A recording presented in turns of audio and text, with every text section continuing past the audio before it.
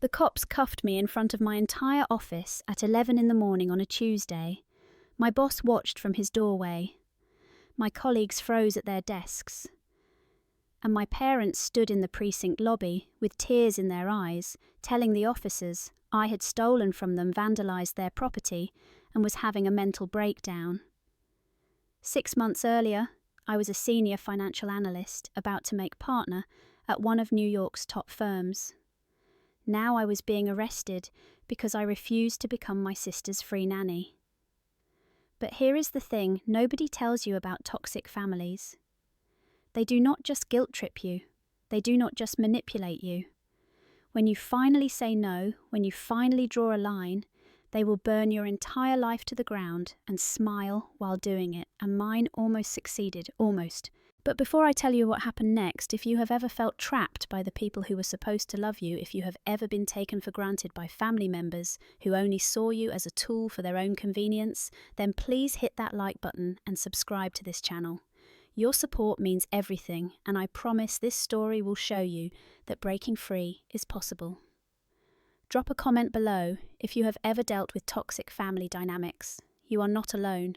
Let me take you back to where this all began, to the moment my carefully constructed life started to crack at the seams. 6 months before that nightmare in the lobby, I was living what I thought was a successful independent life in New York City. I had worked my way up at Sterling Financial Group for 7 years, putting in 60-hour weeks, earning my MBA at night, and finally landing a position as senior financial analyst with a corner office view of the Hudson River. My apartment was nothing fancy, a modest one-bedroom in Brooklyn that I rented from my parents for $800 a month. They owned the building, had bought it years ago as an investment property, and they always made a point of reminding me how generous they were being with the family discount. I should have seen the warning signs then. Every family dinner, every holiday gathering, there was always an underlying current of obligation and debt. My mother would mention casually how much they had sacrificed to give me a good education, how they had supported me through college, how I owed them everything. My father would talk about family loyalty, about how blood was thicker than water, about how a good daughter always put family first. And then there was Serena, my older sister, the golden child, who could do no wrong. Serena had married young at 22 to a man named Ethan who worked in sales or marketing or something that never seemed to require him to actually go to an office. They had 3 children in quick succession, 3 boys under the age of 6, and Serena had embraced the role of stay-at-home mum with the enthusiasm of someone who had found the perfect excuse to never work again. She lived in a sprawling house in Westchester that my parents had helped them buy, drove a brand new SUV that my parents had co-signed for, and somehow always needed just a little bit more help, a little bit more money, a little bit more of everything. And I was always the one they called. Can you watch the boys this weekend? Can you lend us $5,000 for the new deck? Can you help us with the down payment on the beach house rental? Every request came wrapped in guilt and obligation, seasoned with reminders of how family sticks together, how I was doing so well in my career, how I could afford it. I said yes every time, because that was what I had been trained to do since childhood. Be the good daughter. Be the responsible one. Do not make waves. Do not be selfish. But everything changed on Thanksgiving. My parents had been planning this Thanksgiving dinner for weeks, talking about how it would be a grand family reunion with extended relatives, some of their business associates, and a few family friends. They rented tables and chairs, hired a catering company, transformed their suburban Connecticut home into something out of a magazine spread. I thought it was excessive, but my mother insisted it was important to maintain appearances to show everyone that our family was thriving, successful, united. I drove up from the city on Wednesday evening, my trunk full of expensive wine bottles and gourmet desserts I had picked up from Dean and DeLuca. The house was already bustling with activity when I arrived.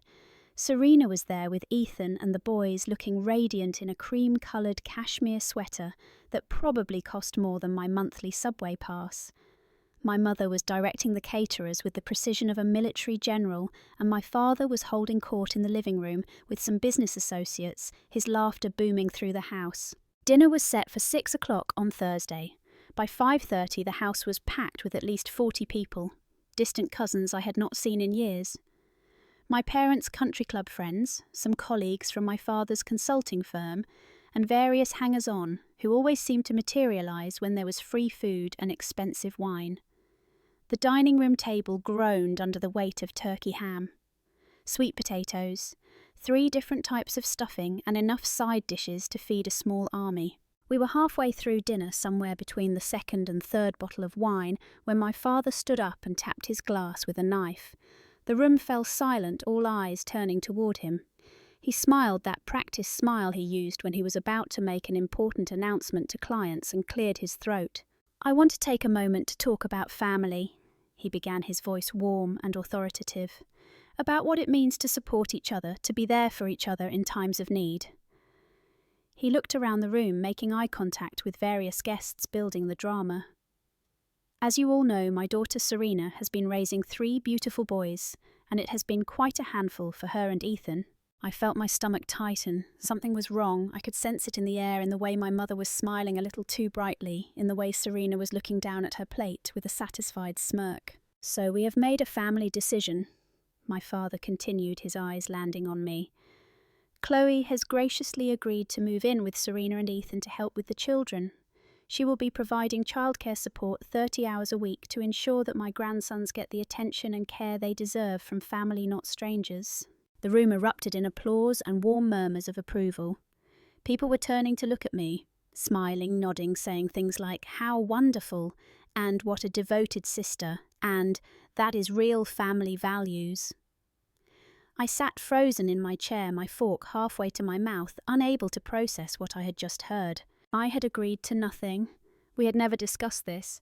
This was the first I was hearing of any such arrangement. "Wait," I said, but my voice was too quiet, drowned out by the congratulatory noise around the table. I tried again, louder. "Wait, I never agreed to this." The room fell silent again, but this time the silence was uncomfortable, awkward. My father's smile tightened. My mother's eyes flashed with warning.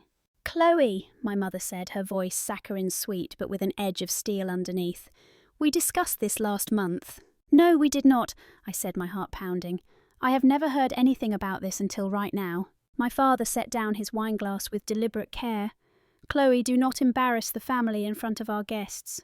"I am not trying to embarrass anyone," I said, trying to keep my voice steady. "But I have a full-time job.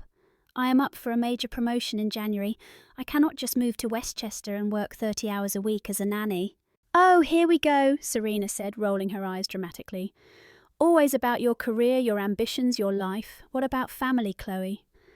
What about helping your own sister when she needs you?" "I have helped you," I said, feeling defensive.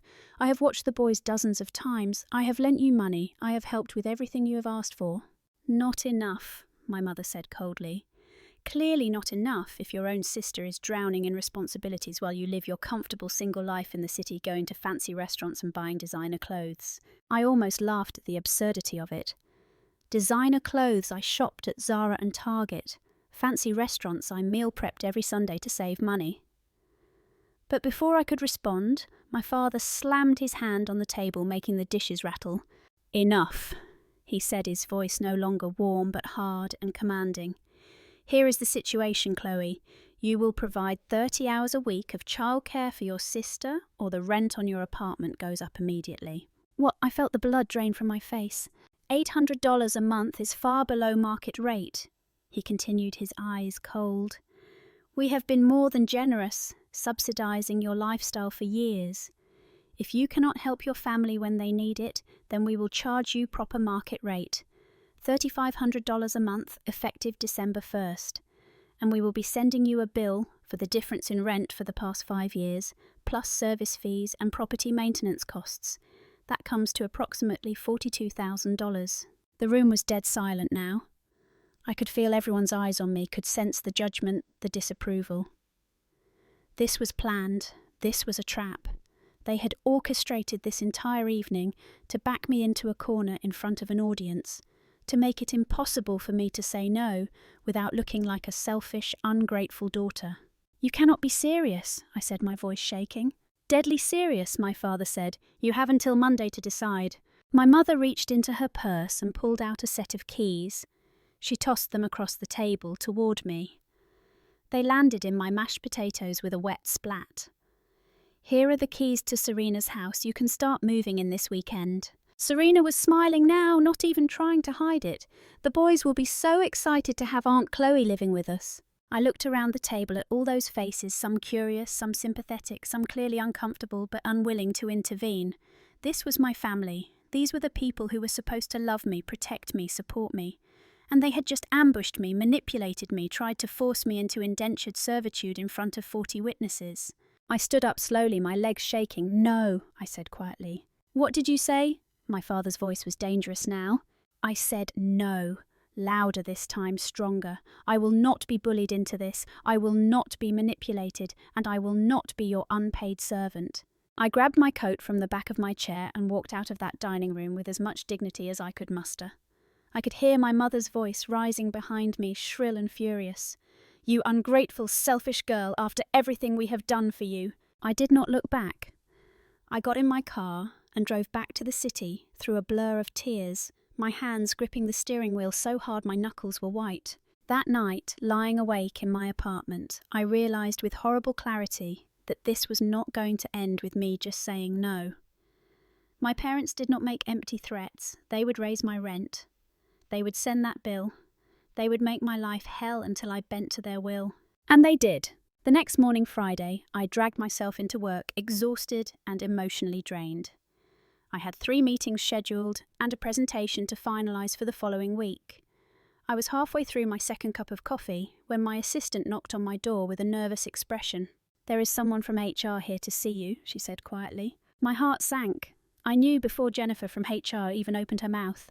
"Chloe, we received a concerning email this morning from someone claiming to be your father," Jennifer said, sitting down across from my desk with a folder in her hands. "He expressed concerns about your mental health and stated that you have been struggling with substance abuse issues." I felt like I had been punched in the stomach. "That is completely false," I said, my voice coming out choked. "I do not have any substance abuse issues. My father is angry with me because I refused to do something he wanted, and now he is trying to sabotage my career." Jennifer looked uncomfortable. "I want to believe you, Chloe. Your work has always been exemplary, but the email was quite detailed. He mentioned erratic behaviour, missed family events concerns from multiple family members." "It is a lie," I said, feeling desperate now. "All of it. This is retaliation because I would not agree to quit my job and become my sister's free nanny." Jennifer was silent for a moment, studying me. "I am going to need you to take a mandatory wellness screening," she finally said. "Just to rule out any concerns. It is company policy when we receive reports like this." "Are you serious?" "I'm sorry, Chloe. I have to follow protocol." That wellness screening took 2 hours out of my day. I had to sit with a company psychologist and answer invasive questions about my drinking habits, my drug use, my mental state, my family relationships. It was humiliating. And even though I passed with flying colours, even though the psychologist confirmed I was perfectly healthy and sober, the damage was done. My boss had heard about it. My colleagues had heard about it. There were whispers in the break room, sidelong glances in meetings. My father had poisoned my professional reputation in a single email. But that was just the beginning. Over the next 2 weeks, my life became a waking nightmare. My mother showed up at my apartment unannounced, using the spare key she had kept without my knowledge. I came home from work one evening to find her in my bedroom, going through my closet, pulling out dresses and blazers and shoes. "What are you doing?" I demanded, dropping my work bag by the door. "These are too expensive for someone who claims she cannot afford proper rent," my mother said coolly, holding up a theory blazer I had bought on sale 2 years ago. "We will sell these to offset your debt." "Get out of my apartment," I said, my voice shaking with rage. "You have no right to be here." "I have every right," she snapped back. "We own this apartment. Everything in it is technically ours. The furniture is mine. The clothes are mine. You cannot just take my things." "Watch me."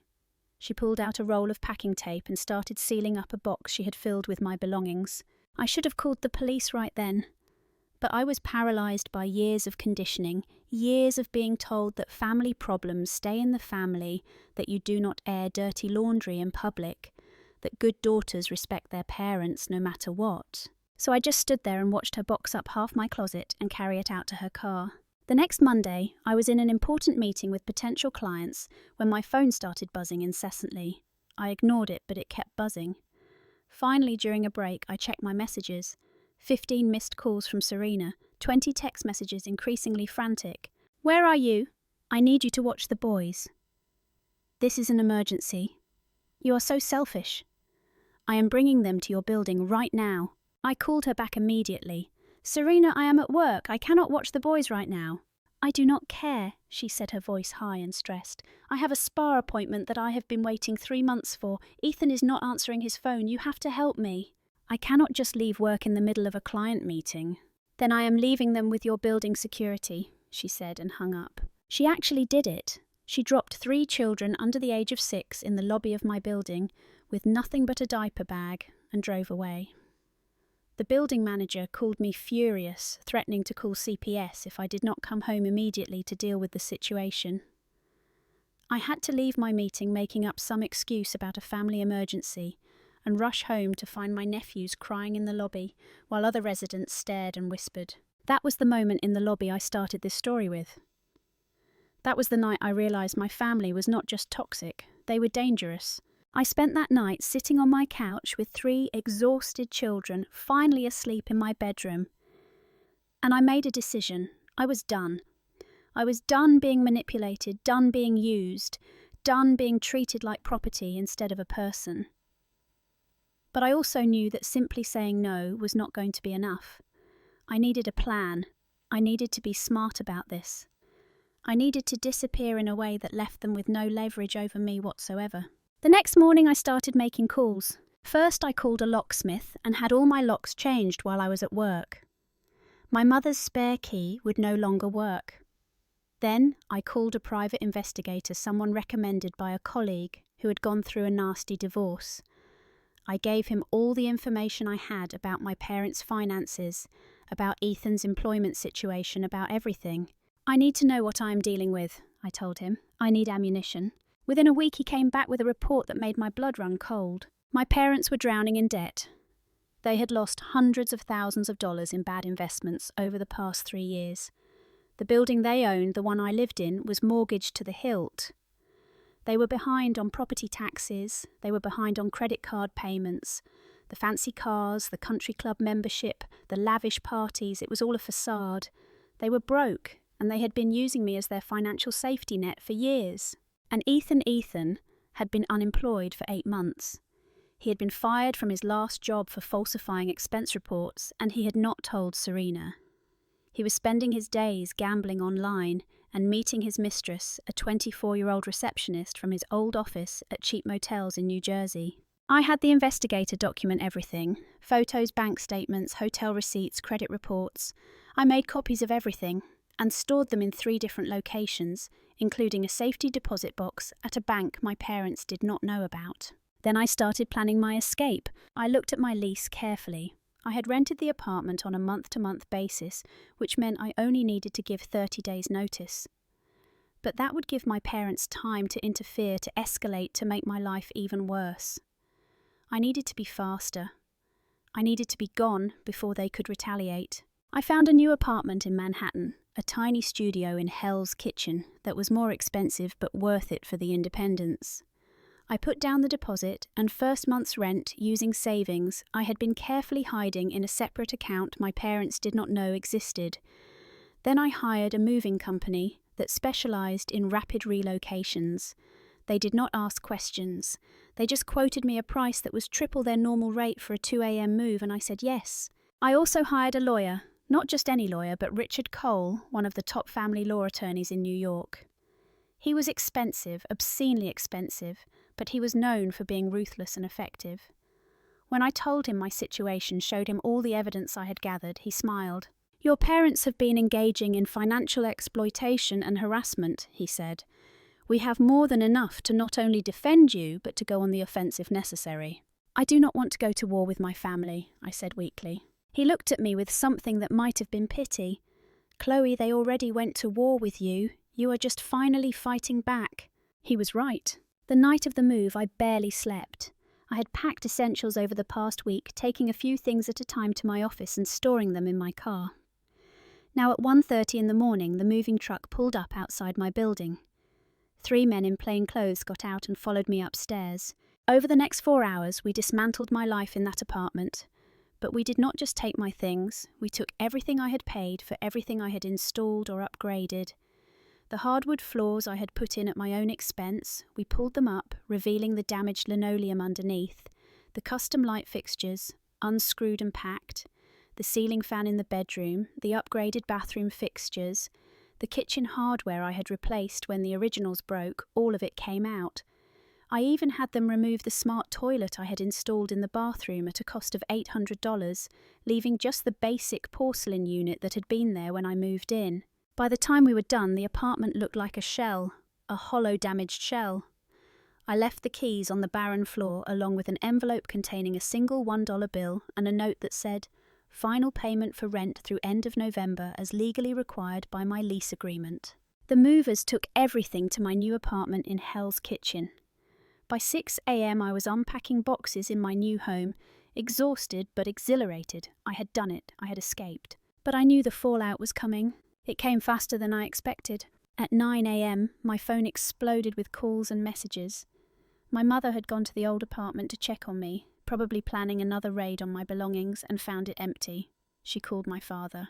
My father called Serena. Within an hour, all 3 of them were blowing up my phone with increasingly unhinged messages. "How dare you? After everything we have done for you. You are dead to this family. We are calling the police." That last threat made me nervous, but Richard had prepared me for this. "Do not respond," he had said. "Let them escalate. Let them show their true colours." At 11 a.m. my father called the police and reported that I had stolen property from his building. He claimed I had vandalised the apartment and taken fixtures and appliances that belonged to him. 2 officers showed up at my office at Sterling Financial, walked right into the middle of my workspace, and asked me to come with them to the station for questioning. The looks on my colleagues' faces, the whispers that started immediately the way my boss watched from his office door, with a grave expression, it was mortifying. But I kept my composure. I called Richard from the police car, and he met me at the station. At the precinct, my father and mother were already there, both of them dressed impeccably, playing the role of concerned, victimized parents. Serena was there too, dabbing at her eyes with a tissue, though I noticed there were no actual tears. "Officers, my daughter has had a psychotic break," my father was saying when I walked in with Richard. "She destroyed our property and stole valuable fixtures. We are very concerned for her mental health." "That is a lie," I said calmly. Richard put a hand on my arm. "Let me handle this," he said quietly.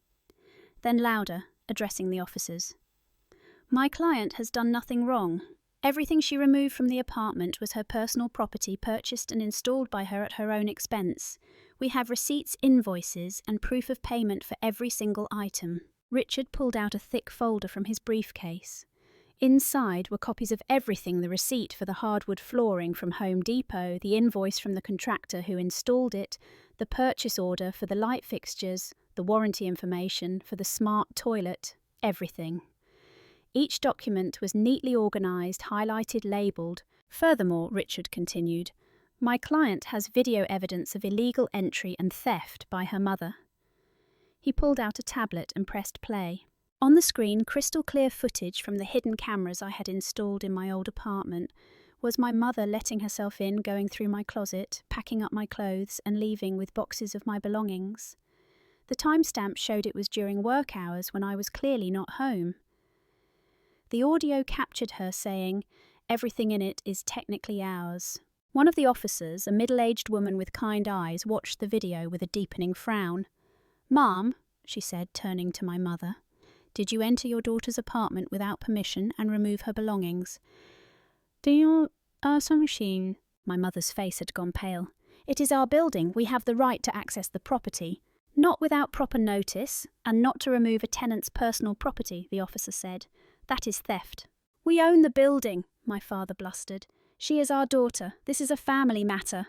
"Breaking and entering is breaking and entering," the officer said. "Filing a false police report is a crime. And from what I am seeing here, your daughter is the victim, not you." Richard pulled out another folder. We also have documented evidence of financial exploitation, harassment, and defamation. My client's father sent knowingly false information to her employer in an attempt to damage her professional reputation. Her sister has repeatedly abandoned minor children in my client's care without consent, putting my client at legal risk. Her parents have issued financial threats and demands that constitute extortion. He laid it all out piece by piece, the emails, the text messages, the private investigator's report, showing my parents' financial situation and their clear motivation for exploiting me. By the time he was done, the officers were looking at my parents with undisguised disgust. "Mr. and Mrs. Montgomery," the senior officer said, "I am going to give you a warning right now. If you continue to harass your daughter, if you file any more false reports, if you make any more threats, you will be arrested. Do you understand?" My father's face was purple with rage, but he nodded stiffly. My mother looked like she might faint. Serena was staring at me with pure hatred. "As for you, Miss Montgomery," the officer said, turning to me with a much gentler expression, "you are free to go. I would recommend getting a restraining order if the harassment continues." We left the station, my parents still standing there in shock. Richard walked me to my car. "That went better than I expected," he said. "What happens now?" I asked. "Now we wait and see if they are smart enough to leave you alone," he said. "If not, we file a lawsuit for harassment, defamation, and emotional distress. The evidence is overwhelming. They would lose." They were not smart enough to leave me alone. Over the next month, my parents and Serena launched a full-scale campaign to destroy me. They called my office repeatedly, tried to show up at my new apartment building until the doorman banned them, sent me dozens of threatening emails and texts. They went on Facebook and posted long screeds about how I was a terrible, ungrateful daughter who had abandoned my family in their time of need. They told everyone at their country club, everyone at their church, everyone they knew that I was mentally ill, that I had stolen from them, that I was a disgrace.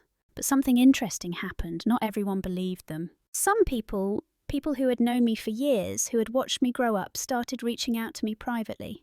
Cousins, family, friends, even some of my parents' business associates. They told me stories I had never heard before. Stories of how my parents had burned through money recklessly, how they had borrowed from friends and never paid them back, how they had a reputation for being manipulative and demanding.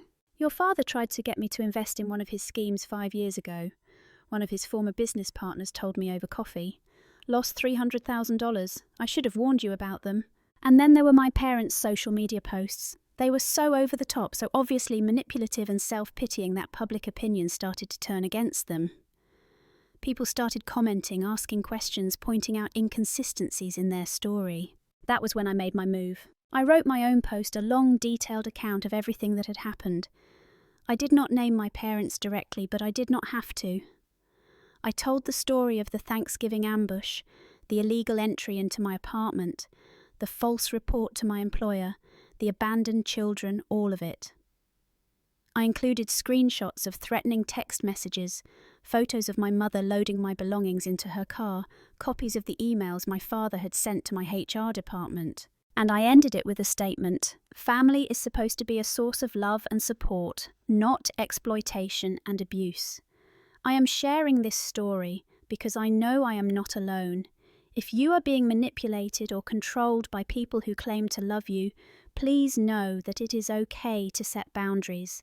It is okay to walk away. You do not owe anyone your mental health, your financial security, or your future, not even family." The post went viral. Within 24 hours, it had been shared thousands of times. News outlets picked it up. I started getting interview requests from podcasts and online magazines. The story resonated with people who had their own experiences with toxic families, with being used and manipulated by people who were supposed to care for them. And suddenly my parents were the ones being judged. Their country club friends stopped returning their calls. Their business contacts cut ties. The social media posts they had made, trying to paint me as the villain, now made them look like the abusers they were. Meanwhile, I gave the private investigator's report to Serena, every detail of Ethan's infidelity and financial irresponsibility. I did not do it to be cruel. I did it because she deserved to know the truth, because she deserved the chance to make informed decisions about her own life. She called me 3 days later, her voice broken. "Is this real? she asked. All of it? Yes, I said. I am sorry, Serena. Why did you never tell me? Because you never would have believed me, I said honestly. You would have thought I was trying to cause trouble. She was quiet for a long moment. You are right, she finally said. I would not have believed you. I would have defended him. God, I'm such an idiot. You are not an idiot, I said. You were lied to. That is not your fault. He has been lying to me for months, she said, her voice breaking into sobs. Months! And Mum and Dad, they knew I was struggling, and they just wanted to use you as free labour instead of actually helping me. What are you going to do? I asked. I do not know, she said. I really do not know. 2 weeks later, Serena filed for divorce. Ethan slunk away to his girlfriend, barely able to afford child support. Serena sold the Westchester house, moved closer to the city, and started working as a clinic receptionist, rebuilding everything from scratch. My parents. Their facade crumbled. They sold the building, sold their house, liquidated everything to pay debts. They ended up in a cramped 2-bedroom apartment in Connecticut, the kind of place they once would have mocked. The crying voicemails from my mother begging for money started immediately. My father's emails alternated between apologetic and demanding.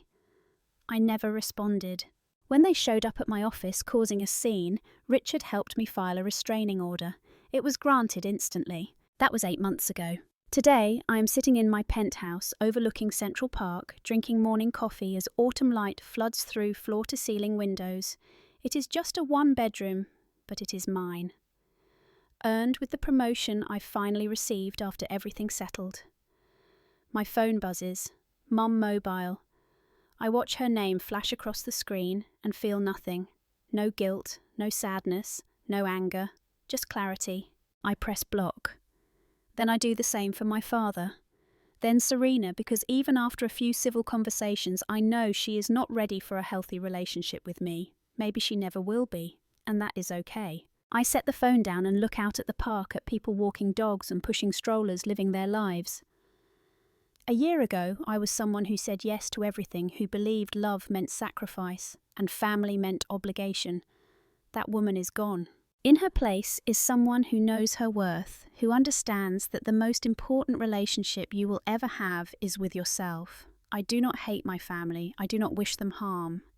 But I do not owe them my happiness, my success, or my peace of mind either. Family should be about love, not leverage. Support, not exploitation. When blood relatives treat you like property, like a resource to drain instead of a person to cherish, walking away is not cruelty. It is survival. Some will call you selfish for choosing yourself. Let them. Some will preach forgiveness, and second chances will remind you that family is forever. But you do not have to light yourself on fire to keep others warm, even if they share your DNA. Breaking free from toxicity is not hatred, it is self-love. And sometimes the bravest act of love is loving yourself enough to leave. So let me ask you this. Have you ever felt trapped by people who are supposed to care for you? Have you been made to feel guilty for having boundaries, for choosing your own well-being? You are not alone. Share your story in the comments. If this resonated with you, if you know someone who needs to hear this, hit that like button and subscribe. Help us reach more people who need to know that freedom is possible, that you deserve respect, and that sometimes walking away is the bravest thing you can do.